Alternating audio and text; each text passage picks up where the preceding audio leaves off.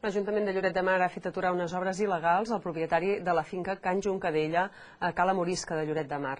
Els terrenys formen part de l'espai protegit de Cadiretes. El consistori ha fet arribar un informe a la Generalitat perquè valori els danys ocasionats i decideixi si el propietari ha de corregir. A més, segons l'Ajuntament, l'amo de la finca ha dut a terme totes aquestes actuacions sense tenir llicència d'obres. Moviments de terra, eixamplaments de camins de més de 3 metres i tala d'arbres. Fins i tot es va obrir un caminet amb il·luminació que travessa aquesta ruta per a excursionistes i es va intentar eliminar els senyals del recorregut.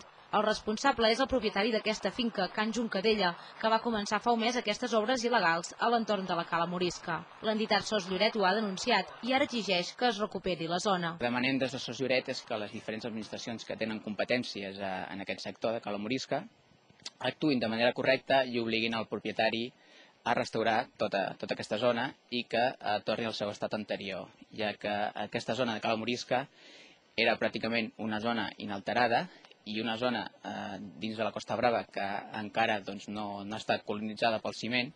L'Ajuntament de Lloret de Mar ha obert un expedient sancionador i ara les obres estan parades.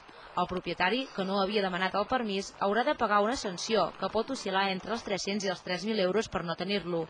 A més, haurà d'esperar la resposta de la Generalitat, que també en té competències, per tal de valorar el que s'ha de restablir. L'únic que s'hauria d'haver fet és demanar un permís.